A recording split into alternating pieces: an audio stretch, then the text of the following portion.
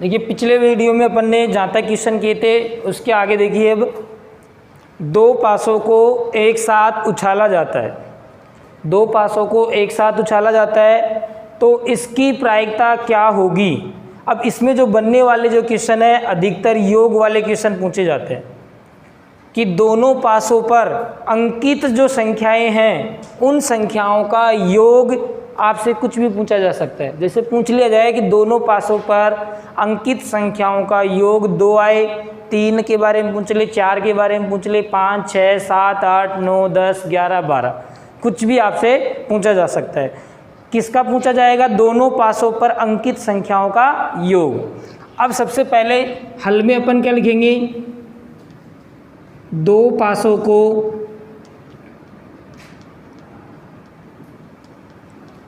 एक साथ उछालने पर क्या क्या परिणाम अपन को प्राप्त होंगे वो परिणाम लिखेंगे।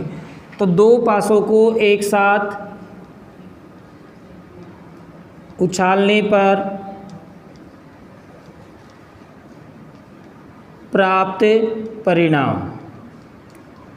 अब देखिए, अभी मैंने आपको बताया था कि एक पासा जो होता है, एक पासे पे 1 से लेके 6 तक की संख्याएं अंकित होती है, तो दूसरे पासे पे भी 1 से लेके कहाँ तक की संख्या अंकित होंगी? 6 तक।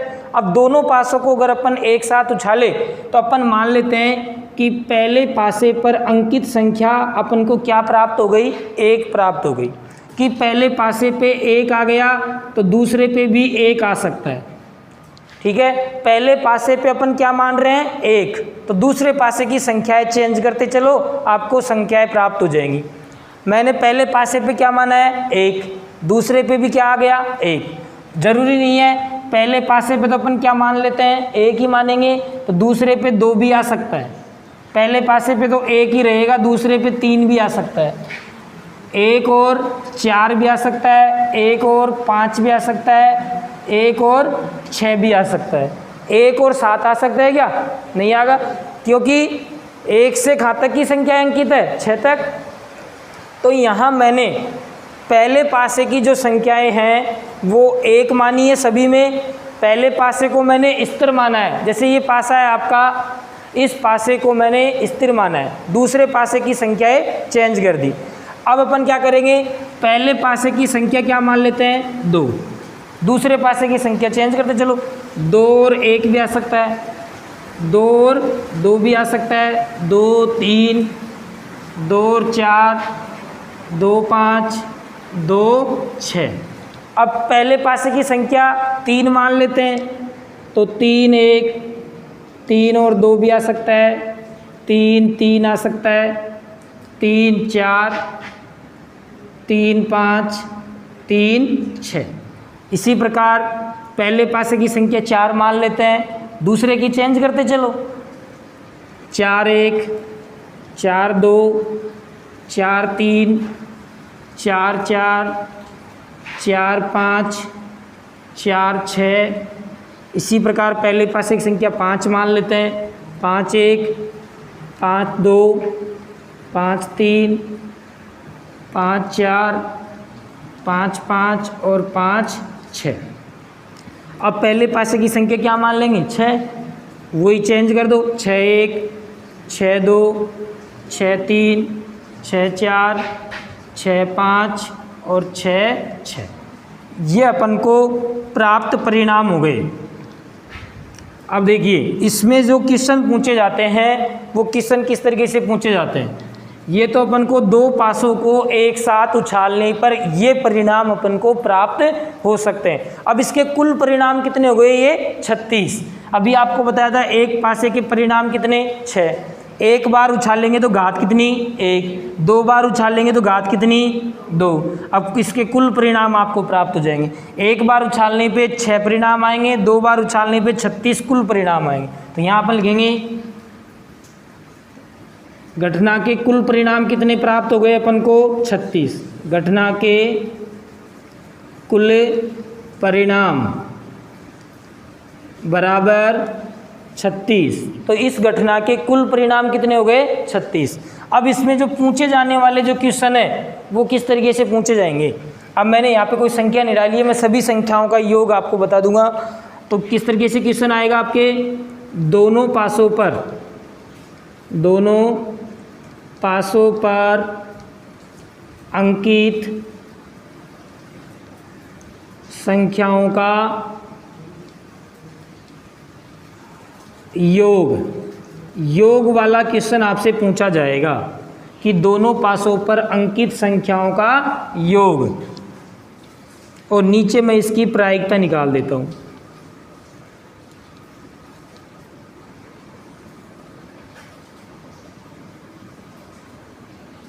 अब देखिए, अब मान लीजिए दोनों पासों पर अंकित संख्याओं का योग आपसे 2 के बारे में पूछ ले, या फिर 3 के बारे में भी पूछ सकता है कि मान लीजिए दोनों पासों पर अंकित संख्याओं का योग कितना हो, 2 की प्रायिकता ज्ञात करनी है। किस तरीके से ज्ञात करेंगे, अब देखिए इसमें आपको छांटना है कि किस किस संख्याओं का योग 2 हो रहा है। अब बताओ इनका योग हो रहा है क्या 2, किसी का, केवल इसका योग कितना हो रहा है 2, 1 और 1 को जोड़ेंगे तो 2 हो रहा है, और किसी का भी योग 2 नहीं होगा। इन दोनों को जोड़ने पे 3 हो रहा है, इनको भी जोड़ने पे 3 हो रहा है, और किसी का योग हो रहा है क्या 2, नहीं हो रहा है ना। अब बताइए इस घटना के अनुकूल परिणाम कितना प्राप्त हुआ, मात्र 1 ही प्राप्त हुआ है।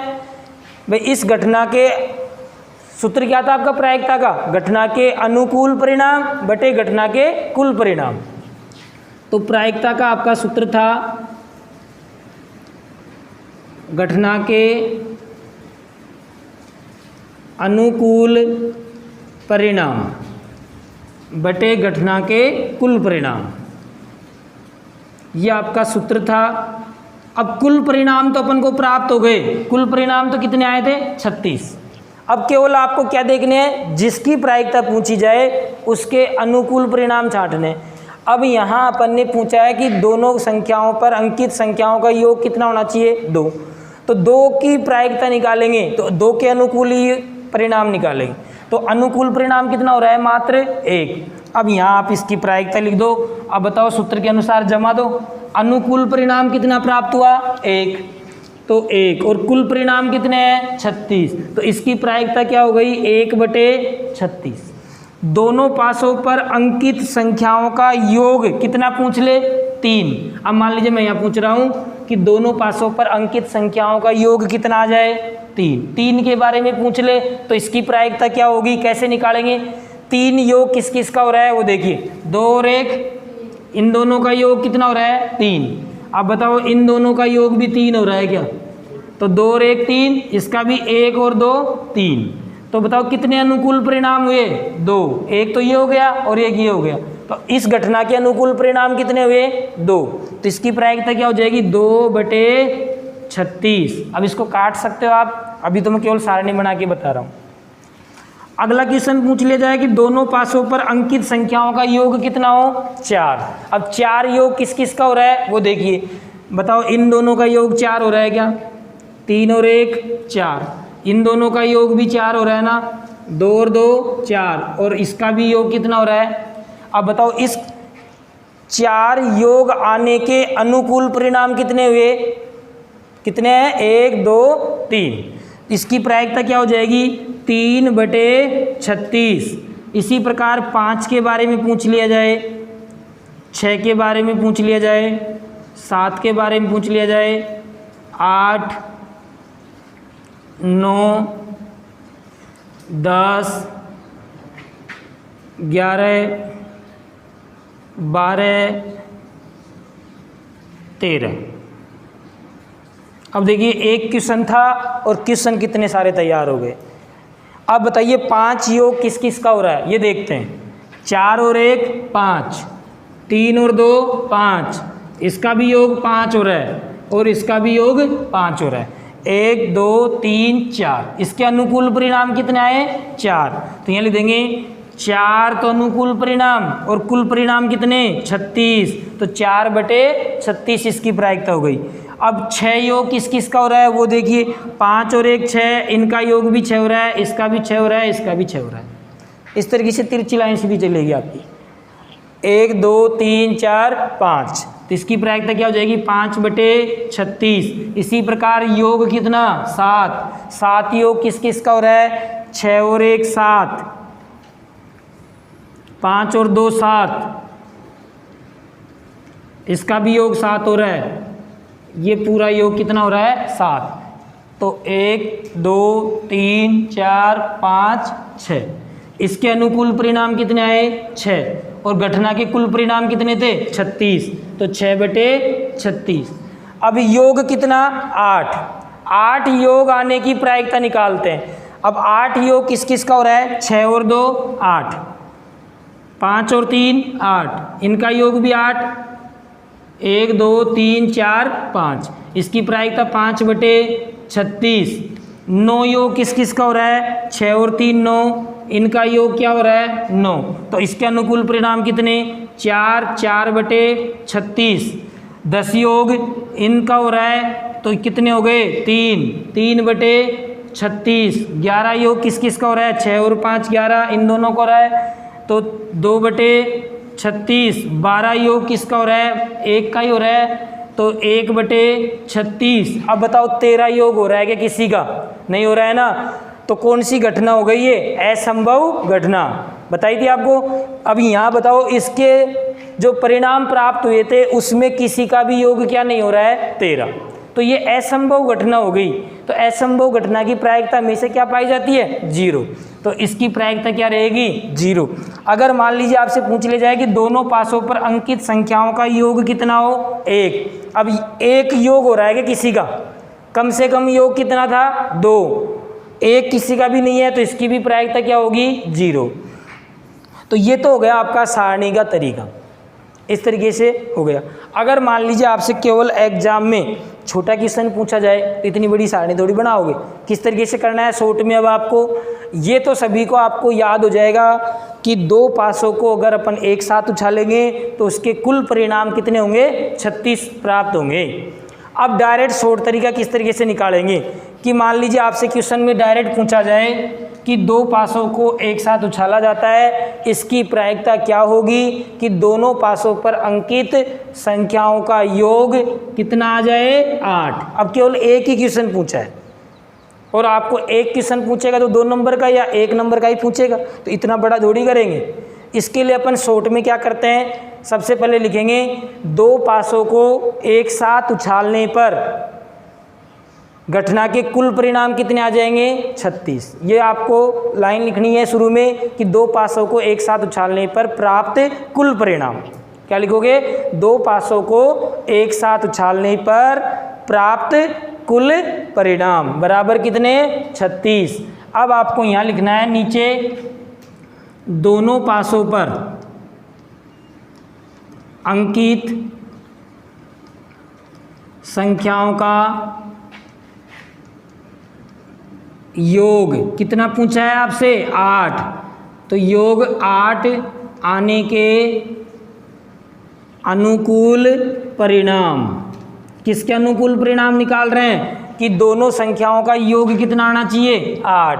अब 8 योग किस किस का होगा आप कैसे निकालोगे वो देखिए। अगर संख्या 6 से बड़ी हो तो आपको किस तरीके से लिखना है, 6 से छोटी है तो किस तरीके से योग लिखना है। अब यहाँ 6 से बड़ी संख्या है तो 6 से बड़ी संख्या है तो आप किस तरीके से लिखोगे, एक तरफ आपको क्या लिखना है 6 लिखना है, क्या लिखना है 6, क्योंकि 6 से बड़ी संख्या है। अब 6 में कितना जोड़ा जाए, 6 में कितना जोड़ा जाए कि 8 बन जाए, क्या जोड़ेंगे 2, तो यहाँ मैंने 6 में क्या जोड़ दिया 2, 6 और 2 कितने हो गए 8। अब बताओ एक परिणाम तो ये हो गया। अब क्या क्या करना है आगे, यहाँ तो आप घटा दो और इधर बढ़ा दो।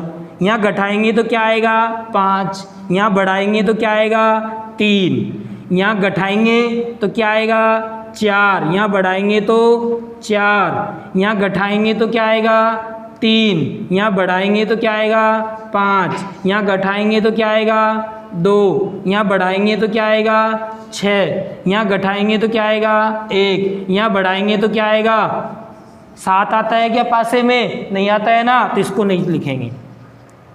क्लियर।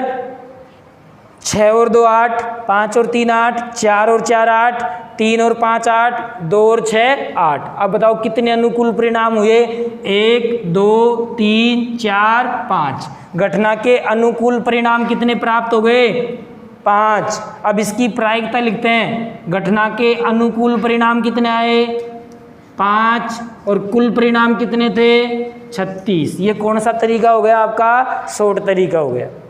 अब ये सारणी बनानी नहीं है आपको, 1 नंबर का क्वेश्चन पूछे और केवल एक ही क्वेश्चन पूछे तो जरूरी नहीं है सारणी बनाने की, डायरेक्ट इस तरीके से करो। क्लियर। मान लीजिए आपसे पूछ लिया जाए कि दोनों पासों पर अंकित संख्याओं का योग 8 का न पूछकर आपसे क्या पूछ लिया जाए, अगला क्वेश्चन, योग 7 आने की प्रायिकता किसकी, 7। योग कितना पूछा जाए 7। अब बताओ 6 से बड़ी संख्या है क्या ये, है ना 6 से बड़ी, तो क्या करेंगे यहाँ क्या लिखेंगे पहले 6 में कितना जोड़ा जाए कि 7 हो जाए, 1 जोड़ेंगे, तो मैंने ये जोड़ दिया 1। अब क्या करना है, इधर तो क्या करेंगे घटाएंगे और इधर क्या करेंगे बढ़ाएंगे। अब बताओ मैं यहाँ घटाऊंगा तो क्या आएगा 5, यहाँ बढ़ाएंगे तो क्या आएगा 2, यहाँ घटाएंगे तो क्या आएगा 4, यहाँ बढ़ाएंगे तो क्या आएगा 3, यहाँ घटाएंगे तो क्या आएगा 3, यहाँ बढ़ाएंगे तो क्या आएगा 4, यहाँ घटाएंगे 2, यहाँ बढ़ाएंगे 5, यहाँ घटाएंगे 1 और यहाँ क्या करेंगे बढ़ाएंगे तो 6 से आगे तो बढ़ेगा नहीं और यहाँ 1 से घटेगा नहीं। तो कितने अनुकूल परिणाम हुए 1 2 3 4 5 6। इसके अनुकूल परिणाम कितने आए 6। दोनों का योग 7 आए, उसके अनुकूल परिणाम कितने 6। तो इसकी प्रायिकता क्या हो जाएगी 6/36। अब सारणी में चेक करो इन दोनों का सही आ रहा है क्या। 8 के लिए क्या आया था 5/36, यहाँ कितना आ रहा है 5/7 के लिए क्या आया 6/36, यहाँ भी वही आ रहा है 6/36। क्लियर। अब मान लीजिए 6 से छोटी संख्या आ जाए,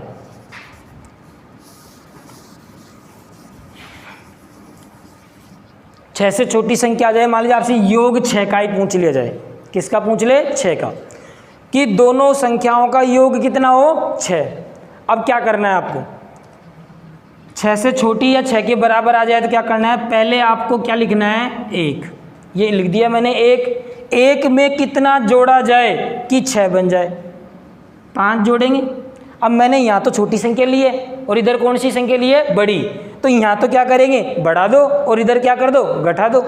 यहाँ बढ़ाएंगे 2 4 3 3, यहाँ बढ़ाएंगे 4, यहाँ घटा रहे हैं 2, यहाँ बढ़ा रहे हैं 5, यहाँ घटाएंगे 1, यहाँ बढ़ाएंगे 6, यहाँ घटाएंगे तो 0 आता है क्या, नहीं आता है, क्योंकि 1 से कहाँ तक 6 तक ही होती है। तो अब बताओ कितने अनुकूल परिणाम 1 2 3 4 5। इसकी भी प्रायिकता क्या होगी 5/36 और यहाँ देखो कितनी आ रही है 5/36। कोई दिक्कत, ये आपका कौन सा तरीका हो गया, शॉर्ट तरीका हो गया। इस तरीके से आपको एग्जाम में करना है। क्लियर।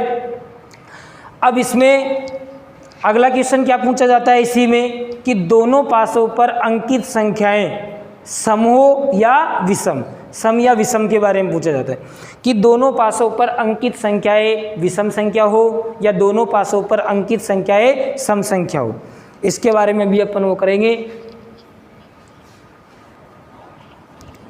अभी अगला क्वेश्चन है, दो पासों को एक साथ उछाला जाता है तो इसकी प्रायिकता क्या होगी, कि दोनों पासों पर अंकित जो संख्याएं हैं, या तो आपसे क्वेश्चन पूछा जाएगा विषम के बारे में या क्वेश्चन पूछा जाएगा सम के बारे में, कि दोनों पासों पर अंकित संख्याएं सम हो या विषम हो। अब ये तो अपन को पता है कि दो पासों को अगर एक साथ उछालते हैं तो उसके कुल परिणाम कितने प्राप्त होते हैं, अपन को 36 कुल परिणाम प्राप्त होते हैं। अब यहाँ अपन विषम संख्या आने के अनुकूल परिणाम लिखेंगे। किसके अनुकूल परिणाम लिखेंगे, विषम संख्या के। तो यहाँ लिखेंगे दोनों पासों पर अंकित संख्याएं अंकित विषम संख्या। अब दोनों पासों पर अंकित विषम संख्या कौन कौन सी होगी वो अपन लिखेंगे। अब अपन को पता है जिसमें 1 3 5 7 9 ये इकाई अंक हो वह संख्या विषम संख्या कहलाती है। अब कौन कौन सी होगी, 1 3 और 5 और 7, 7 आता है क्या पासे में? नहीं आता है ना। तो कौन कौन सी हो गई पासे के अंदर? 1 3 यही हुई ना। अब क्या करेंगे, यहाँ मैंने पहले पासे पे क्या माना है? 1, तो दूसरे पासे की विषम संख्या लिखते चलो। 1 और 1, 1 और 3, 1 और 5, देखिए यही संख्या यहाँ आ जाएगी, ये यहाँ आ जाएगी। ये विषम संख्या केवल 3 ही तो है। देखिए विषम के बारे में पूछा है, तो विषम संख्या पासे के अंदर 3 संख्याएं हैं, 1 है, 3 है और 5, 1 3 5। अब यहाँ ये तो पहले पासे की संख्या मानी है, तो यहाँ पहले पासे पे क्या माना है मैंने? सब में 1, पहले पासे पे क्या मान लिया? 1। अब दूसरे पासे की संख्या तो लिखेंगे ना, तो दूसरे पासे की संख्या वही 1 3 5। अब पहले पासे की संख्या क्या मानी है? 3, तो यहाँ भी 3 ही मानेंगे और यहाँ भी 3। ये कौन से पासे की हो गई? पहले पासे की। दूसरे पासे की संख्या लिखेंगे 1 3 5। अब पहले पासे की संख्या क्या मानी है? 5, तो 5 1 5 3 5 5। अब बताओ इसके अलावा और कोई सी विषम संख्या छांट सकते हो क्या आप सारणी में से? नहीं है। एक सम हो सकती है, एक विषम हो सकती है। यहाँ क्या कहा है कि दोनों पासों पर अंकित संख्याएं क्या हो? विषम। कौन से? दोनों पासों पर। एक पासे के लिए बोलता तो पूरी संख्या आ जाती, क्योंकि एक ने एक तो विषम सारे पासे पर रहती है। कोई सा पासा ऐसा है जिसमें शायद दोनों विषम हो या दोनों सम। केवल कितनी आएंगी आपके पास? इन संख्याओं को छोड़कर इन को छोड़ दो, बाकी पे एक सम होगी एक विषम होगी, ठीक है। लेकिन उसने क्या कहा है कि दोनों पासों पे ही कौन सी संख्या होनी चाहिए? विषम। दोनों पे होनी चाहिए विषम। ये नहीं भाई एक पे तो आ रही है विषम और एक पे आ रही है सम, ऐसी संख्या नहीं लेनी है। अब यहाँ बताओ दोनों में विषम आ रही है, सम में सम आ रही है कि इसमें कोई सी में नहीं आ रही ना। अब बताओ इसके अनुकूल परिणाम कितने हो गए? 1 2 3 4 5 6 7 8 9। कितनी संख्याएं हो गई? 9। तो ये ले देंगे अनुकूल परिणाम। घटना के अनुकूल परिणाम कितने हो गए? 9। तो घटना के अनुकूल परिणाम बराबर 9। अब इसकी क्या लिखेंगे अपन? प्रायिकता। तो प्रायिकता बराबर सूत्र वही है आपका, घटना के अनुकूल परिणाम बटे घटना के कुल परिणाम। अनुकूल परिणाम कितने? 9। कुल परिणाम कितने? 36। तो 9 बटे 36। काट दो इसको, 9 से 1 कट गया, 9 एकम 9, 9 से 1 कट रहा है, 9 चौक 36, तो 1 बटे 4। अब मान लीजिए आपसे किसके बारे में पूछ लिया जाए? सम के बारे में। तो सम के लिए कैसे छांटोगे आप? सम संख्या कौन कौन सी होती है पासे में? 2 4 6 यही होती है। तो 2 4 6, ये तो पहले पासे की संख्या क्या मानेंगे? अब 2। तो यहाँ क्या लिखेंगे? 2 2 2 4 2 6।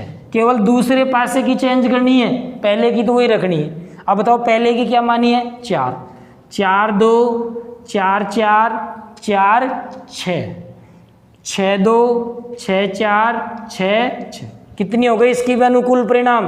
9 ही आएंगे। तो इसकी भी प्रायिकता क्या होगी? सम की भी 9 बटे 36। कोई दिक्कत? क्लियर सभी का?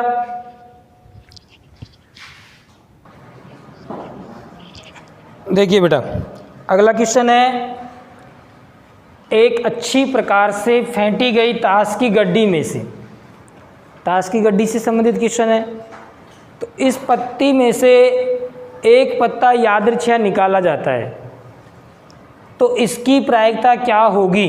अब मैंने यहाँ पे अलग अलग क्वेश्चन आपको दे रखे हैं। पहला क्वेश्चन है, एक इक्का प्राप्त हो, एक पान का इक्का हो, एक लाल रंग का पत्ता हो। अगला क्वेश्चन है, एक बादशाह नहीं हो, एक उखम का पत्ता हो, एक तस्वीर वाला पत्ता हो, काले रंग का तस्वीर वाला पत्ता। इस गड्डी में से, लास्ट क्वेश्चन है, इस गड्डी में से इक्का, बादशाह और बेगम, इक्का, बादशाह और बेगम के पत्ते बाहर निकाल दिए जाते हैं।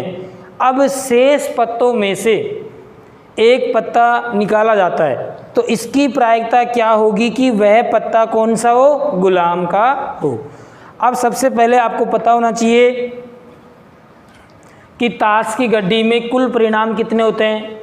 ये सभी को तो एक जो ताश की गड्डी होती है, उस गड्डी में कुल कितने परिणाम होते हैं? 52 पत्ते होते हैं ताश की गड्डी में।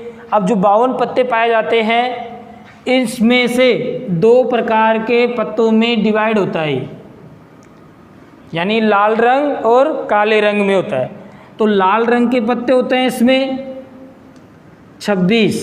कितने पत्ते पाए जाते हैं लाल रंग के? 26। और 26 ही कौन से रंग के पत्ते पाए जाते हैं? काले रंग के। सबसे पहले अपन इन पत्तों का जो विभाजन है गड्डी का, वो रंगों के आधार पे करते हैं। तो 26 तो लाल रंग के, 26 काले रंग के। फिर लाल रंग का 2 भागों में विभाजन हो जाता है। एक तो लाल रंग के जो पत्ते पाए जाते हैं, पान के पत्ते और ईंट के पत्ते पाए जाते हैं। तो पान के जो पत्ते होते हैं वो भी 13 पत्ते पाए जाएंगे। ईंट के भी कितने पत्ते पाए जाएंगे? 13 पत्ते ईंट के पाए जाएंगे। इसी प्रकार काले रंग का भी 2 भागों में विभाजन हो जाएगा। चिड़ी के पत्ते 13 पत्ते इसके पाए जाएंगे और 13 पत्ते उखम के पाए जाते हैं। अब यहाँ से प्रत्येक प्रकार के जो पत्ते होते हैं उनका विभाजन होता है।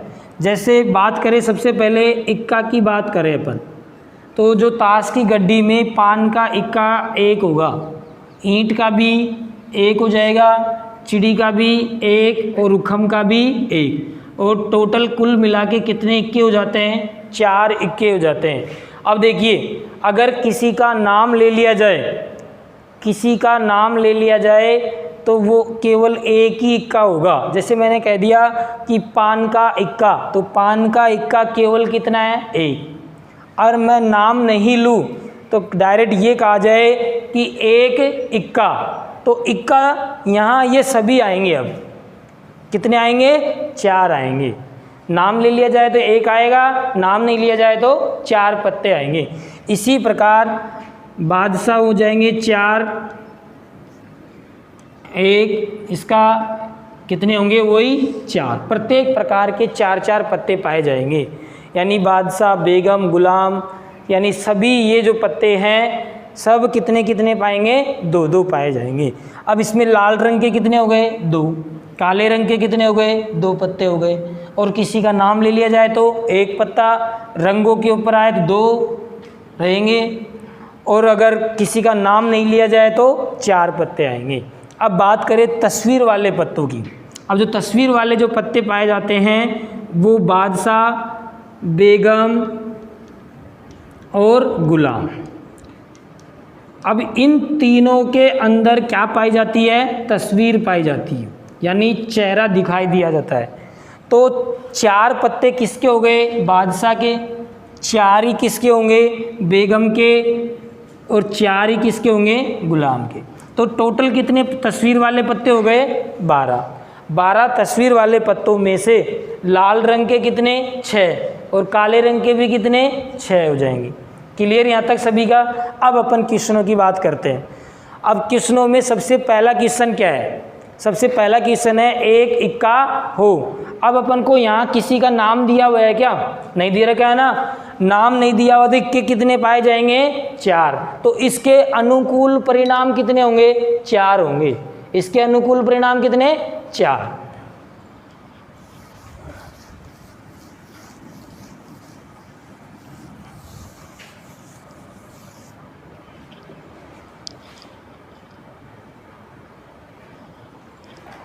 तो पहला क्वेश्चन सबसे पहले अपन लिख देते हैं, ताश की गड्डी के कुल परिणाम। तो कुल परिणाम अपन के पास कितने पाए जाते हैं? 52। अब पहला क्वेश्चन है 1 इक्का आने के अनुकूल परिणाम लिखेंगे। क्या लिखेंगे? 1 इक्का आने के अनुकूल परिणाम। अब इक्का कितने बताए थे? अभी मैंने नाम थोड़ी दिया हुआ है, किसी का नहीं दिया हुआ है, तो कितने इक्के होंगे? 4। ये इसके क्या हो गए? अनुकूल परिणाम। अब इसकी क्या लिखेंगे अपन? प्रायिकता। सूत्र याद है ही सभी को, बार बार काम आ रहा आपके एक ही सूत्र, घटना के अनुकूल परिणाम बटे घटना के कुल परिणाम। अनुकूल परिणाम कितने 4 और कुल परिणाम कितने 52, तो 4 बटे 52। इसको आप काट सकते हो, 4 से ये कट जाएगा एक बार, 4 से ये भी कट जाएगा कितनी बार 13 चौकू 52, तो ये 4 एकम 4, 4 से कट गया 13 बार, तो 1 बटे 13। अगला क्वेश्चन क्या है, एक पान का इक्का हो। अब बताइए इस क्वेश्चन में आपको नाम दे दिया गया है, इक्का किसका होना चाहिए, पान का। अब पान का इक्का मात्र कितना पाया जाता है 1, तो पान का इक्का कितना रहेगा 1। अब दूसरे क्वेश्चन में अपन डायरेक्ट आंसर दे सकते हैं, एक पान का इक्का आने के अनुकूल परिणाम। अब किसके अनुकूल परिणाम लिखेंगे, पान के इक्के के। अब पान का इक्का कितना पाया जाएगा 1। अब इसकी प्रायिकता क्या हो जाएगी, अनुकूल परिणाम कितना है 1 और कुल परिणाम कितने 52, तो 1 बटे 52। अगला क्वेश्चन देखिए तीसरा क्वेश्चन क्या है, एक लाल रंग का पत्ता। 2 प्रकार के पत्ते थे, लाल रंग के और काले रंग के। लाल रंग के कितने पत्ते थे 26, तो यहाँ लाल रंग के पत्तों के अनुकूल परिणाम कितने होंगे 26। पहले देंगे एक लाल रंग के पत्ता आने के अनुकूल परिणाम, तो लाल रंग के कितने पत्ते हो गए 26। इसकी प्रायिकता क्या हो जाएगी 26 बटे 52। अनुकूल परिणाम 26, कुल परिणाम 52। 26 से कट गया एक बार, 26 से कट गया 2 बार, 1 बटे 2। अगला क्वेश्चन है, एक बादशाह नहीं हो।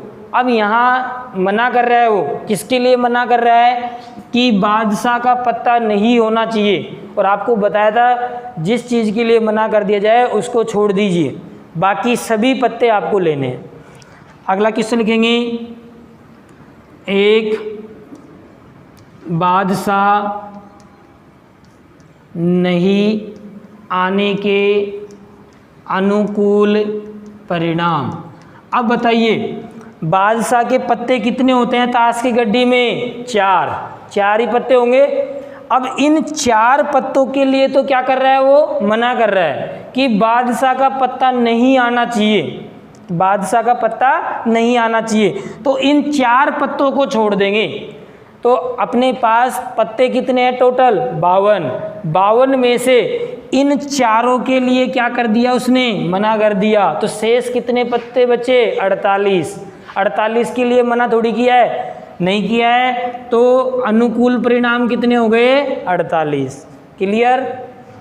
तो अब इसकी प्रायिकता क्या हो जाएगी 48 बटे 52। अनुकूल परिणाम 48, कुल परिणाम 52। अगला क्वेश्चन है, एक उखम का पत्ता हो। अब बताओ उखम के पत्ते कितने होते हैं 13, तो इसकी प्रायिकता निकाल लोगे 13 बटे 52। अब मैं शॉर्ट में लिख रहा हूँ, एक उखम का पत्ता। अब बताइए उखम का जो पत्ता होता है उसकी प्रायिकता क्या हो जाएगी, अनुकूल परिणाम 13 और कुल परिणाम 52, तो 13 बटे 52। अगला क्वेश्चन क्या है, एक तस्वीर वाला पत्ता। अब बताइए तस्वीर वाले जो पत्ते हैं, अभी आपको बताया था तस्वीर वाला पत्ता। तस्वीर वाले जो पत्ते हैं 3 प्रकार के पत्तों में, गुलाम, बेगम और बादशाह, इनमें पाई जाती है। तो 3 तो पान के हो गए, 3 ईंट के हो गए, 3 चिड़ी के हो गए, 3 उखम के हो गए, तो कितने हो गए 3 चौकू 12। तो तस्वीर वाले पत्ते कितने हो गए आपके पास 12। अनुकूल परिणाम, कुल परिणाम कितने 52, तो 12 बटे 52 हो जाएगी। अगला क्वेश्चन है, काले रंग का तस्वीर वाला पत्ता। अब बताइए काले रंग के तस्वीर वाले पत्ते, लाल रंग के 6, काले रंग के भी 6, तब जाके तस्वीर वाले पत्ते कितने होते हैं 12। तो यहाँ लिख देंगे 7वें क्वेश्चन में, काले रंग का तस्वीर वाला पत्ता, इसकी प्रायिकता क्या हो जाएगी 6/52। काट देना आप इसको। अगला क्वेश्चन, लास्ट क्वेश्चन देखिए। अब बताइए 8वें क्वेश्चन को ध्यान से समझना।